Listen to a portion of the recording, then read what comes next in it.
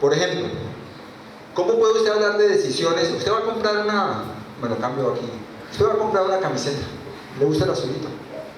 O el rojo, o el verde, o el negro, AC/DC, yo soy rockero, ¿sí? Es una decisión personal, es un gusto personal, ¿sí? Ahí se tranza. Uy, no, esa vaina está muy cara, yo no pago por eso. Me gusta el precio. Dejadas las acciones libres, el precio justo se genera. Solo se produce lo que será comprado, al precio que la gente quiere pagar. Nadie está obligado a pagar porque nadie le está metiendo la mano en el bolsillo, compre la camiseta azul porque si no, renangada. No. ¿Sí? Eso es lo que piensa la economía. Pero ¿qué pasa en salud? Oye, nosotros no tenemos ninguna información como cuando se lleva el carro al taller. Usted le dicen cualquier cosa y se jodió, ¿no? Uno lleva el carro al taller y sale enfermo el carro. Uno va al médico y le dice una cantidad de palabras. Bueno, de todas maneras le van a ir ibuprofeno. Hay una asimetría de información. No son bienes, mercancías puras que uno pueda decir en la libertad que produce y la libertad que consume sale el mejor producto. No. Entonces, ¿qué dice la corriente de la salud pública en Colombia? Nuestro amigo Mario Hernández, profesor de la Nacional, amenazado de muerte. La salud no puede ser una mercancía. Todos debemos tener derecho a ello, independientemente de nuestra capacidad de pago. Y como no tenemos información, debe ser igual para todos. Porque el que más informado no puede tener una ventaja, o el que más billete tiene en el bolsillo una ventaja. ¿Cuál es la solución de mercado? Entonces yo me invento la teoría de la agencia. ¿Qué quiere decir eso? Creo una entidad especializada en conocer el sector salud, coger a los enfermos o a los ciudadanos, vincularlos a través de un seguro y decir, yo represento sus intereses ante el prestador de los servicios, yo soy una solución del mercado a una simetría de la información. Y así para todo. Están evolucionando. La solución no es cerrar las fábricas. Pero entonces, ¿de dónde viene el empleo? ¿De dónde viene el carbón? ¿De dónde viene la madera para los lápices? O ahorita el metal para el celular. La solución es poner un precio a eso y construir el mercado de los costos ambientales. Usted quiere polucionar, pues le cobra un impuesto del 10 o del 15%. El señor no poluciona, usted haga una transacción de mercado con él. Es decir, que esta teoría dice, la única solución posible, racional, cuando el mercado falla, es más mercado. Por eso es odiado Piketty, por la ortodoxia económica. Porque no está diciendo que la solución a la crisis moral, a la crisis económica, a la destrucción del capital y del trabajo dentro de los países capitalistas, no está diciendo que la solución es aún más lógica de mercado. Está diciendo que la solución es intervenir, regular, controlar, transparencia, impuestos, acabar con las herencias, meterse los trabajadores en las juntas directivas de las empresas. Y yo creo que lo más alto de lo que he llegado de las reivindicaciones, la socialdemocracia ilustre el pensamiento económico. Pasamos a los siguientes, de pronto con una última palabra o paro ahí. Siga. Y dejemos ahí y yo paro ahí.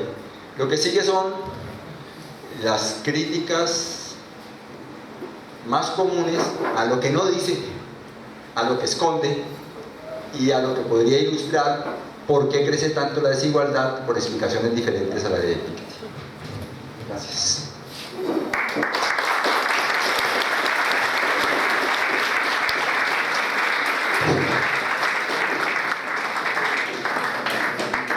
Bueno, muchas gracias, profesor Darío Restrepo, por su importante, interesante y seria exposición sobre la obra de Tomás Piketty, El capital del siglo XXI, publicado en el Fondo de Cultura Económica.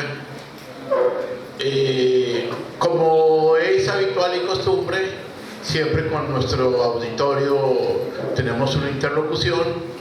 Entonces vamos a escuchar aquí algunas intervenciones, preguntas, observaciones. Entonces, con esta aclaración, tenemos, ustedes saben, vamos a autorregularnos en el uso del tiempo con el fin de ya a escuchar el mayor número de preguntas, y entonces está en el uso de la palabra el profesor Ramiro Mejía, luego el profesor Diego, luego el profesor Alexander Martín. Escuchamos a los estudiantes y a las estudiantes también en esta importante sesión de nuestra cátedra libre. Profesor Ramiro Mejía. Galvez, disculpe que estoy con el profesor Mejía.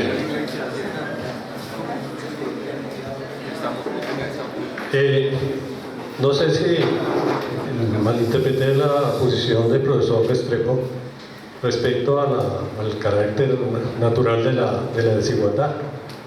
Pienso que la desigualdad es un fenómeno social y no es un fenómeno que por naturaleza está presente en todas las sociedades humanas. Aún hoy en día encontramos sociedades tribales cuya característica es la profunda igualdad entre todos sus miembros. Es el colectivo lo que funciona en esas comunidades. Usted lo dijo de alguna manera cuando se refirió a las sociedades tribales, pero la mayor parte de la historia de la humanidad ha sido una historia de profunda igualdad. Solo con el desarrollo de la revolución neolítica, los excedentes de producción, etc., se pudo generar ese excedente, y ese excedente en algunos casos se convirtió en apropiación privada, etcétera, etcétera. Entonces no entendí si la caracterización que hace de la desigualdad es una desigualdad como condición a la especie humana. Segundo, un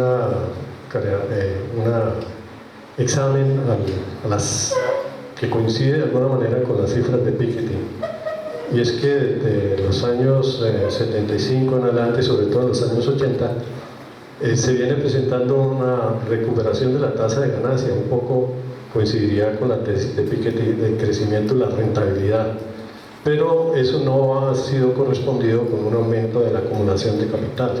Por el contrario, la acumulación de capital viene decayendo al tiempo que la rentabilidad viene aumentando, y eso se explica de alguna manera con la financiarización de la economía. Una gran parte de los beneficios que obtiene el capital no va a la reinversión productiva, sino que se transforma en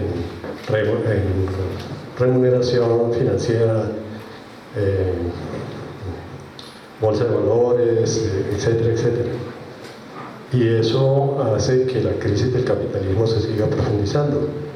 No ha habido un cambio en el régimen salarial como lo hubo en los 30 gloriosos, donde los salarios de los trabajadores crecían a un ritmo incluso a veces superior al crecimiento de la productividad del trabajo. En las condiciones actuales nos damos cuenta que el régimen salarial existente no permite a los trabajadores aumentar su salario, ¿sí? Entonces, es una situación que va a seguir agudizándose. La crisis del capitalismo va a seguir cada vez profundizándose más. La crisis de los años 80 no ha sido superada completamente. Esa crisis se prolonga todavía en el tiempo. El crecimiento promedio a nivel mundial en este momento es un crecimiento mediocre. Estados Unidos está en una situación de crecimiento muy pobre. La Reserva Federal no ha sido capaz de poner en ejecución la decisión de suprimir los estímulos monetarios, sino que cada vez aplaza más, porque las tasas de crecimiento en Estados Unidos son muy inciertas y les aterra a los procesos inflacionarios que pueda generar eso, o lo contrario, un proceso deflacionario si llegan a tomar la decisión de eliminar los estímulos tributarios en Estados Unidos. Entonces, yo pienso, frente a la propuesta de Piketty, pues uno no podría estar en desacuerdo con las reformas que Piketty propone, ¿cierto? Pero esas reformas no van a trascender el sistema capitalista. Yo creo, por el contrario, que es necesario una superación del sistema del capital, del sistema capitalista. Tal como lo ha planteado en un inicio el movimiento Occupy Wall Street, que dicen somos el 1% contra el 99% y es necesario que la sociedad cambie. Pretendiendo, pues, para finalizar, yo estoy de acuerdo con las propuestas que hace Piketty. Mientras el capitalismo está, es la realidad que nos domina, y sería una buena forma de combatir contra la inequidad y la injusticia que genera el capitalismo, pero pienso que es inherente al sistema capitalista ese tipo de desarrollos. Gracias, profesor Ramiro Gálvez. Muy atentos estamos nosotros hoy para poder dialogar con el profesor Darío Restrepo sobre este asunto crucial de la sociedad contemporánea. Profesor Diego. Buenas noches. Más que un comentario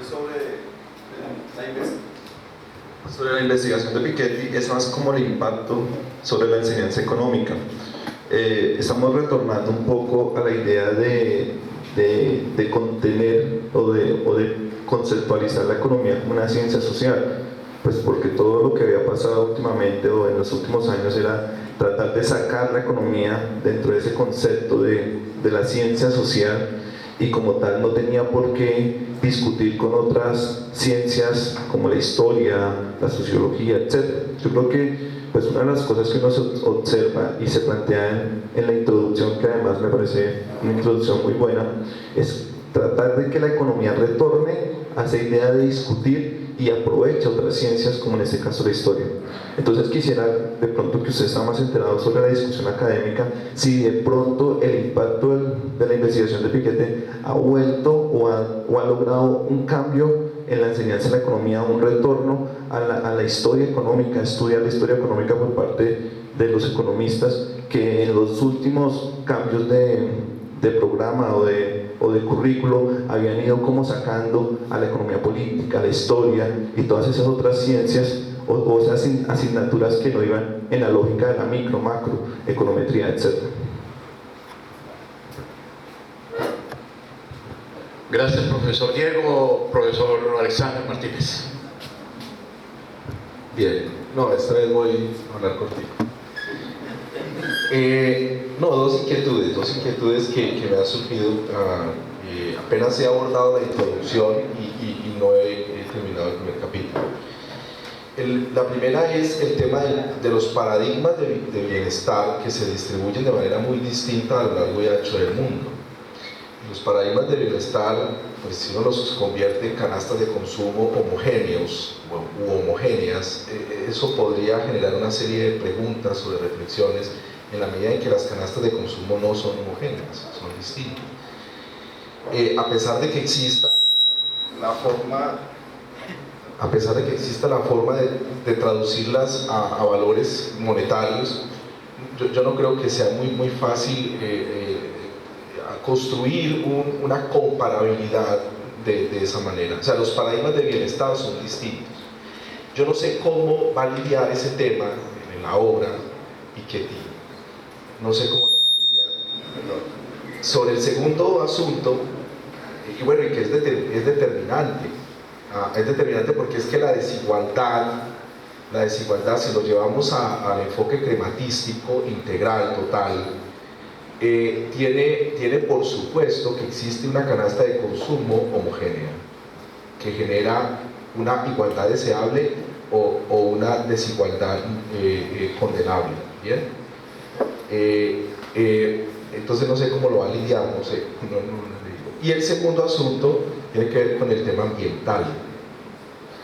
Cómo él introduce este asunto de lo ambiental, porque es que crecimiento económico también tiene un lado verde, ¿no? o digámoslo de esta forma, tiene el lado oscuro de la destrucción ambiental, que también se puede monetarizar. también se puede llevar con muchas dificultades y supuestos, también se le puede introducir un valor monetario. Bueno, ese asunto ambiental, él cómo lo va a tratar en el desarrollo de la obra. Dicho de otra manera, las desigualdades también pueden tener una influencia directa como una variable determinante el tema de la degradación ambiental, porque la degradación ambiental potencia, genera riesgos o dificulta en general los procesos de crecimiento económico a partir de un punto crítico. Es decir, los procesos termodinámicos que generan efectos destructivos o efectos de disipación de la materia y la energía, para decirlo en términos de Georges Courrèges, son temas que condicionan el proceso económico y los sustitutos tecnológicos no todas las veces son buenos o resultan en acciones positivas. Entonces, en resumen, ¿cómo él va a abordar el tema del impacto ambiental dentro de este problema grueso, ¿no?, de las desigualdades y del crecimiento económico?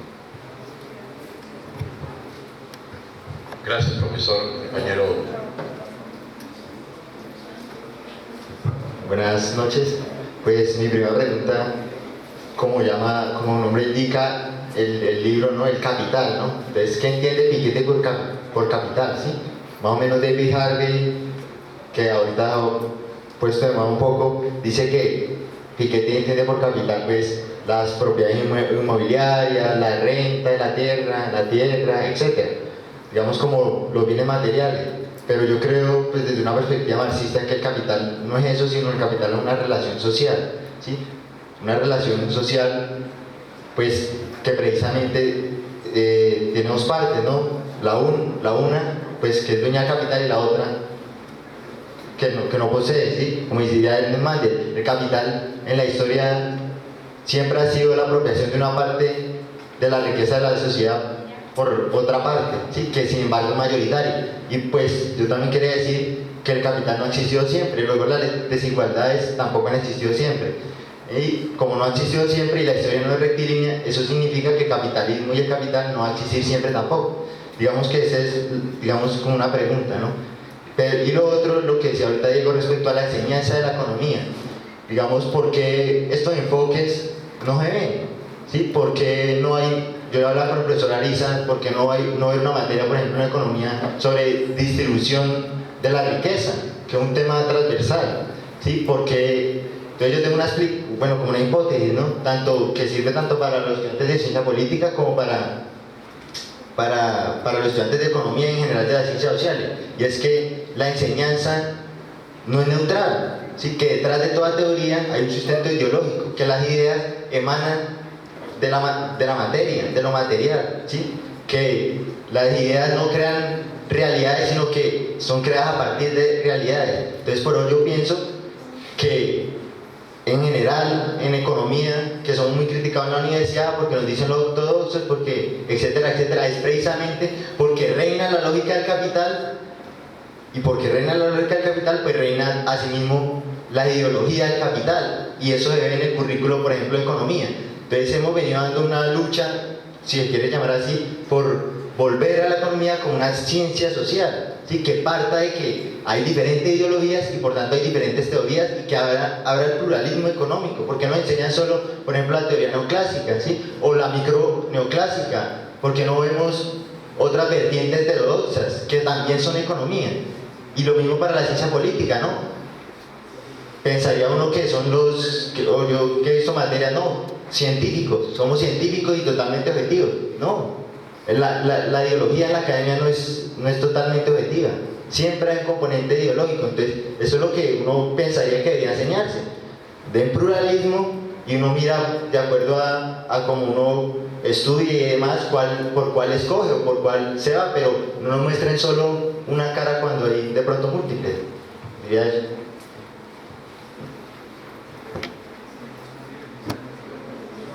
Gracias, compañero.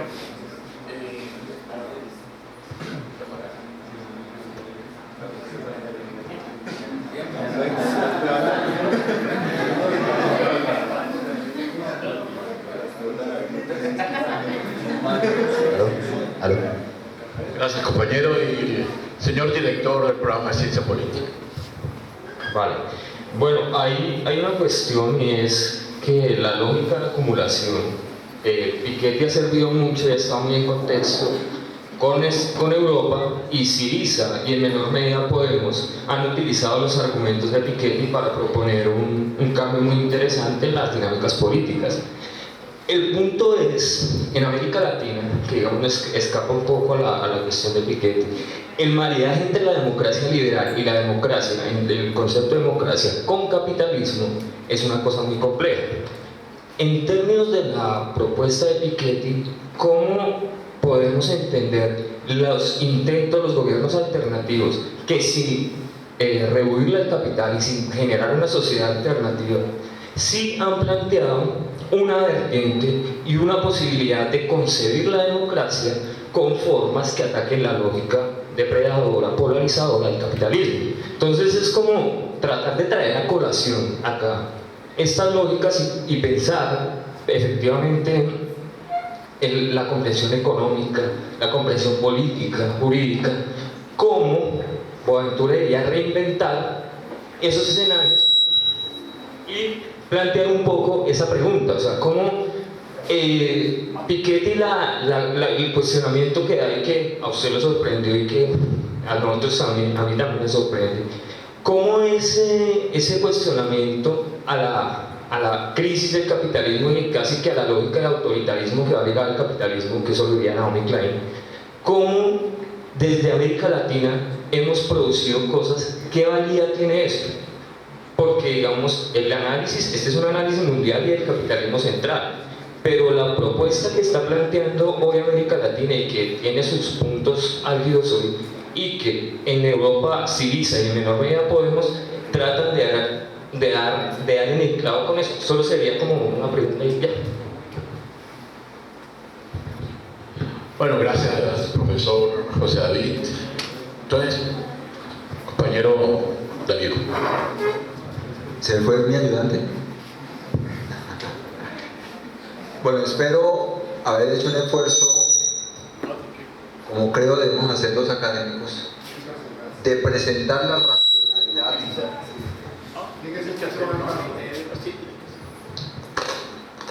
Bueno, hice un esfuerzo grande.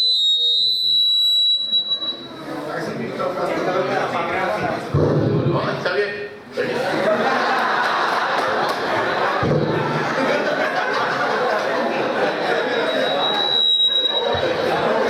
Tranquilo, mira.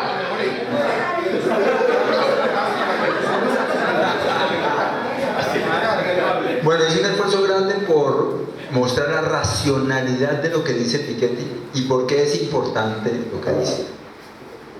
Y creo que uno en la academia debe hacer honor a los contradictores, reconociéndolos en lo que dicen y por qué puede ser importante lo que dicen. Esta vez no me voy a hacer tan algo como la primera, pero vienen las críticas a Piketty. La primera: R es mayor que G. El retorno del capital es mayor que la tasa de crecimiento de las economías. Siempre ha sido así. Es natural y es conveniente. Es una naturalización, como si fuera propio del ser social humano, la dominación, la explotación y que los unos trabajen para los otros. Desde el principio hasta el final, el problema de Piketty no es que la sociedad tenga dominados, tenga explotados. No. Él dice que eso es bueno, porque eso incentiva la innovación, la competencia. ¿Sí? El problema es que eso se ha salido de madre, para decirlo los mexicanos. Y al salirse de madre, se puede volver un atentado contra el propio capitalismo. Miren lo que dice: contra el propio capitalismo. Y él lo que está proponiendo no es superar al capitalismo, amaestrarlo, regularlo, controlarlo, civilizarlo, volverlo buena gente. Es la misma advertencia que había hecho otro super bestseller de hace 20 años, filósofo, que también pues, me decía unas críticas muy fuertes, que es Fukuyama. El fin de la historia y el último hombre. Porque él dijo, wow, se derrumbó el comunismo. ¿Y ahora qué hacemos? Ganamos. Y somos superiores y somos mejores porque sobrevivimos. Y ganamos. Nosotros deberían ser peores que nosotros porque se cayeron. El capitalismo es lo superior porque el anticapitalismo se derrumbó. Eso decía Fukuyama. Ojo, riesgo. Que cuando no tengamos el anticristo, nos podemos enfrentar los unos contra los otros y derrumbarnos en nuestra confrontación, porque no tenemos el enemigo esencial sobre nuestro ser al frente. Advertencia de Fukuyama. Estaba al final del libro, y no sé si muchos llegaron al final del libro porque esos libros son grandotes. Ese Fukuyama también rozaba las lindas páginas. Pero primero critica a Piketty es el escondite, es la naturalización y es la justificación de la explotación y de la dominación, y que es normal y natural, y siempre ha sido así, que unos trabajen para el enriquecimiento de otros. Lo segundo,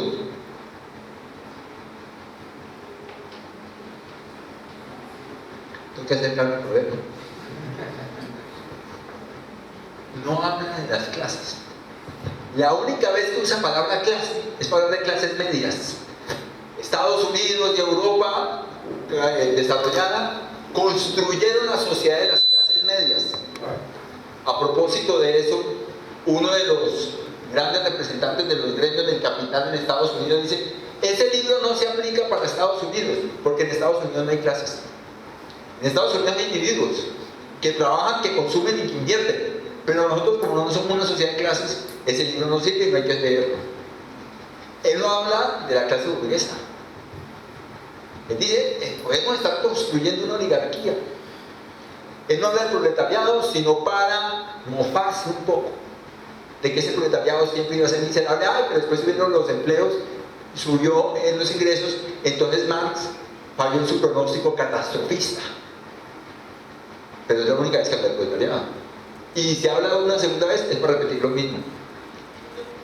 La desigualdad para él no se explica por una lucha de clases. Se explica porque hay una tensión entre dos cosas. Uno, tendencia a la convergencia. ¿Sí lo vieron, no? Los países tienden a converger. ¿Por qué? Porque el cambio técnico se difumina. El conocimiento de cómo hacer las cosas. Por ejemplo, Corea del Sur no producía carros. Le copió, mejorando la tecnología de hacer carros a los gringos. La copialina, la difusión de la tecnología, la difusión de la formación, la difusión de la innovación a través de la globalización es el principal factor de crecimiento y bienestar del mundo. Lo dice NGC. ¿Por qué progresa la humanidad? La explicación, cambio técnico. ¿Y por qué tiende a la desigualdad? Porque es natural que unos amasen la fortuna mucho más que la tasa de crecimiento. Entonces, una tendencia a la convergencia, que es tecnológica, y una tendencia a la divergencia, que es lo natural. Por tanto, la historia, la dinámica de la historia, no es política, no es social, no es cultural. En la primacía de la tecnología, como si la tecnología fuera un utensilio y no un conjunto de relaciones sociales. Como si no fuera la materialización de una manera de producir, de organizarse, de intercambiar, de vivir, de consumir y de trasegar. Es una variable exógena. Y después está la variable interna, que es natural, que es biológica. Por lo tanto, su esquema teórico de explicación de la historia pues, es realmente bastante pobre. ¿Por qué decreció la desigualdad entre 1945 y 1934?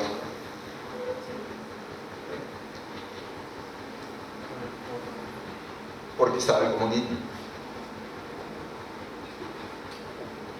Llegó al comunismo, llegó al reconocimiento además de las fuerzas populares que derrumbaron el fascismo en Francia. en Italia, en Grecia, en México. Estados Unidos era el único que estaba produciendo excedentes. Vuelca recursos hacia Europa, porque el comunismo estaba a las fronteras viniéndose sobre Europa. Y apoya los pactos, que representantes comunistas, socialistas y socialdemócratas participen en los gobiernos, y hace una jugada magistral. Contiene el comunismo, exporta sus excedentes en capital, genera la capacidad productiva en Europa para consumir los bienes producidos en Estados Unidos. Es la época de gloria de Estados Unidos, cuando representaba más del 50% del PIB, porque Europa le consumía su excedente monetario y le consumía su excedente de producción. E igualmente por eso llevó plata a Asia. Que peligro con China y Rusia al lado, billete para Japón y fue billete para Corea. Piketty dice que las explicaciones de los países son internas y no reconoce las relaciones internacionales como factor explicativo.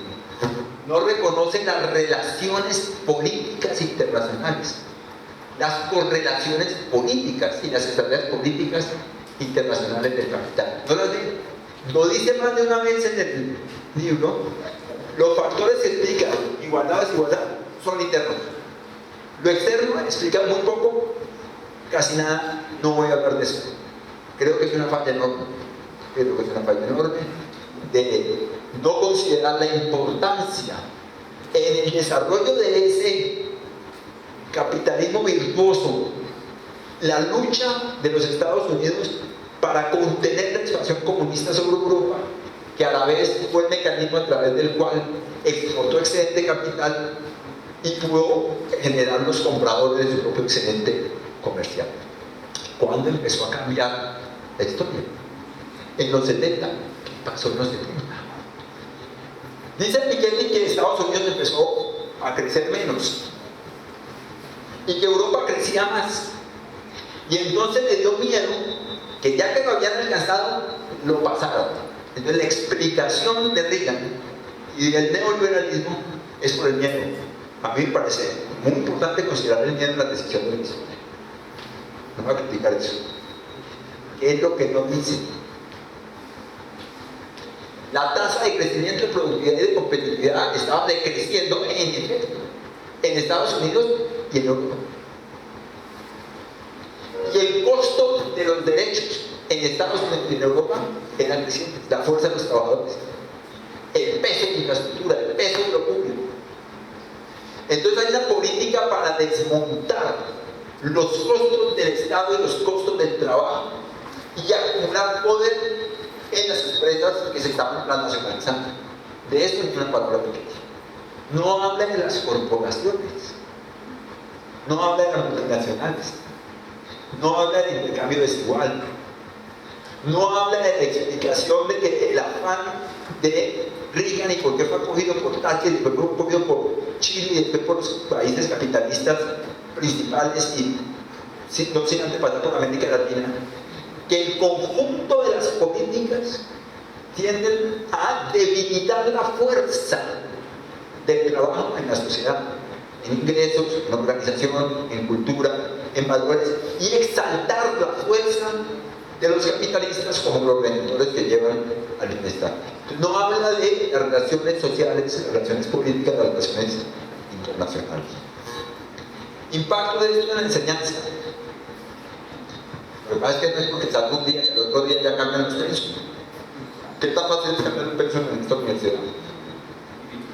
Ustedes por dentro, discusión interminable. O sea, esto tiene un gran impacto y va a tener un gran impacto, pero no es tan fácil traducirlo. Yo invito a que lo lean, los jóvenes y los canosos y los calvos. Tenemos que leerlo, ¿sí? Porque eso empieza a traducir en nuestras clases de sociología, de ciencia política, de economía, de administración, de psicología, de educación, de pedagogía.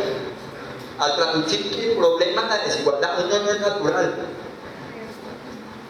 2 está creciendo, 3 tocaba las bases de la sociedad, de la sociabilidad, 4 produce unos rentistas parasitarios que se están comiendo la estabilidad de las sociedades. Hay que alzar el hacha y sacar el provecho de lo que dice Piketty, pero eso se traduzca tan rápidamente. Bueno, de pronto en la Universidad Nacional de Colombia se tradujo porque yo estoy dirigiendo los doctorados en economía y no soy economista. ¿Qué entiende Piketty por el capital? Es que ahí está la trampa. Ahí está la trampa.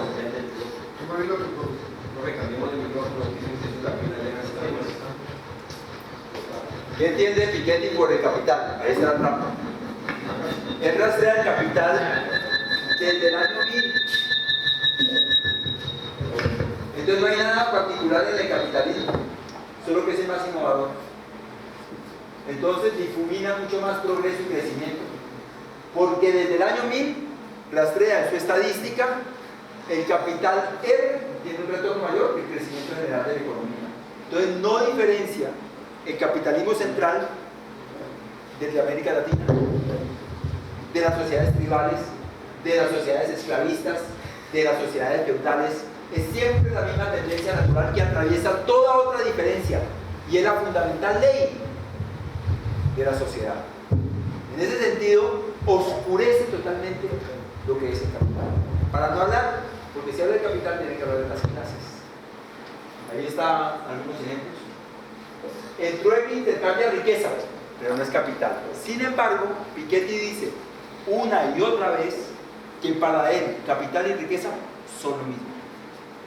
Todo lo que usted tenga de bienes que puedan tener un precio en el mercado es capital, menos sus deudas, ¿sí? Y algunos valores financieros que vienen y van. Todo lo que usted pueda traducir en el mercado como una mercancía intercambiable por dinero es capital. Por tanto, no hay diferencia entre el capitalismo y el no capitalismo. Y oscurece el problema de las diferencias de formas de organización de la sociedad alrededor de la producción. El trueque intercambia riqueza y no es capital. La servidumbre mejora la calidad de vida, no es capital. La economía campesina produce bienes, pero no es capital. Es que el problema de que no sea capital es precisamente por eso que desde la década del 70 hasta hoy todos los sistemas económicos son anticampesinos. Sacar al campesino del campo sobra. Lo dijo el Banco Mundial desde los 70. Hay millones de campesinos que ya no son útiles. Eso hay que meter grandes plantaciones, monocultivo, alta tecnología, alto billete y hágale la producción de alimentos. ¿Y esa gente qué hacemos? Que se vaya para la ciudad, que se vaya para la construcción, se vaya para el sector informal, vaya para los servicios. ¿Por qué? Porque la economía campesina no es capital, no deja de ser la acumulación ampliada, porque tiene una tecnología que no es la tecnología que requiere la acumulación ampliada. ¿O usted cree que el campesino es un bruto que no conoce de tecnología? Es una producción de conocimiento tecnológico permanente, es el campesino. Conocer la tierra, las aguas, la acidez, los bichos, las plantas, qué combina con qué, cómo lo trata. Es producción de tecnología desconocida, negada. Y dice, si usted quiere desarrollarse, compre el paquete tecnológico. Entonces le llegan a la familia huilense que por generaciones había cultivado arroz, que había hecho una selección de arroz y le cogen, le decomisan las 7 toneladas, se las entierran y dicen, usted es un delincuente porque usted está reproduciendo un ilícito, porque no está comprando el paquete tecnológico. El campesino es un enemigo de la acumulación ampliada. Por eso llevamos 40 años vaciando el campo. Entonces, la producción de la riqueza campesina no es capital. Los activos, las casas, los carros, la finca, los aviones privados, los botes, los yates, pueden no ser capital. El capital es aquello que se introduce en un proceso de transformación para generar plusvalor. Un sirviente no genera plusvalor. Por eso se distingue la sociedad de los sirvientes de la sociedad capitalista. Y él no lo distingue. Todos iguales acumulaban riqueza por encima de la sociedad. Miren, la tierra, las islas, los bosques, los mares no son capital. Pueden llegar a ser capital. Se está deshielando Groenlandia. Hay una disputa internacional de las corporaciones, que no habla de eso. Y ya empezaron a perforar, y pues pucha, se quitó el hielo, ahora sí podemos penetrar adentro y sacar el petróleo y el gas. Ahí empieza a ser capital. Pero ese mar, ese hielo, ese petróleo, no es capital. Puede ser utilizado como capital si está en un proceso de producción y transformación para la acumulación ampliada, para la mercantilización de la naturaleza. Lo que ha hecho el capitalismo de 70 para acá es ampliar el mundo de las mercancías. Porque ahora agua en botella es agua en botella por 1.000 pesos. ¿Quién cuando chiquito, para los que ya tienen canas, bastones o carne? Uno a donde fuera pedía agua se la daban o no, ahora se la venden. Estamos volviendo el agua mercancía, pero el agua no es una mercancía. La tierra no es una mercancía, pero la estamos volviendo mercancía, siempre y cuando entre dentro de la lógica. Y dos ejemplos, permítanme. Uno, los pantanos de Florida. Eso no valía nada, lleno de caimanes, de garzas, de flores, de pájaros, de maticas. Eso no valía nada. Y el señor Disney estaba en California y mandó unos testaferros. Compren usted 10 hectáreas, compren usted 15, compren usted 50, compren usted 150. ¿Sí? Y cuando tuvo un pedazote grande de la tierra, que no es una mercancía, la volvió mercancía. Primero compró basura, la lata, ¿sí? Y cemento, y ¡bum! Secó todos los pantanos, hizo una masacre ecológica. Y volvió a su estable plano. Y construyó 2 parques. Y en el parque recrea el lago, recrea la garza, recrea la naturaleza, pero ahora como capital. Pero que le gustan las novelas, pausa. Compra las casuchas de todos los pescadores de la playa, pero uno se resiste a venderle. Y dice, ¿verdad? Enemigo del progreso, yo voy a meter maquinaria, yo voy a meter carretera, yo voy a meter manufactura, yo voy a qué, pues lo termina arrasando en una buena mañana con sus máquinas, porque el que estaba dispuesto a seguir viendo en su miseria con los ritmos de la naturaleza era un enemigo de la acumulación y del capital que representaba la alianza de Fausto con el diablo. Y ahora sí, el último. Voy a acudir a un neoliberal muy ilustrado para que entiendan lo que es capital y lo que no es capital. Fernando de Soto, peruano, tiene un libro de los 70 que se llama El milagro del capital. Y él dice, yo trabajo en las ciudades informales de América Latina. Me voy a Sao Paulo, a Río, a Lima, a La Paz, no sé qué ciudad de Filipinas, no sé qué ciudad aquí y allá. ¿Y qué consta? El valor potencial de los activos y apropiaciones que tiene la gente que vive en una gran ciudad informal de América Latina es potencialmente mayor que los activos de las principales corporaciones capitalistas del mundo. ¿Cómo convertimos todas esas apropiaciones, toda esa tierra, todo ese ladrillo, todo ese habitar, todo eso que tienen los pueblos en capital, porque no son capital? Fernando de Soto dice, no son capital, no están insertos en un proceso de ampliación de la acumulación ampliada, ni de la producción de plusvalor. Es el señor y la señora que con uno y con otro trabajito suben unas paredes, ponen una plancha, meten 3/4 y después cuando alcancen la plata ponen un inodoro y dice, eso no es capital. Eso es la riqueza de las personas, patrimonio para que sea capital. Dice de Soto, lo dice un marxista, lo dice un neoliberal muy inteligente y muy ilustrado. Es necesario reconocer la propiedad privada. Porque esa gente no tiene propiedad privada sobre su bien, tiene ocupación. ¿Y a ustedes les parece de dónde viene que del 80 para acá casi todas las alcaldías del tercer mundo estén en proceso de formalización de los barrios, de reconocimiento de la propiedad? Para volver esos activos de los pobres, no activos sino propiedad privada que puede entrar en el circuito del capital. ¿Por qué? Yo ya soy propietario, tiene un valor, puedo pedir un préstamo, puedo hipotecar, puedo meter en el circuito de la acumulación.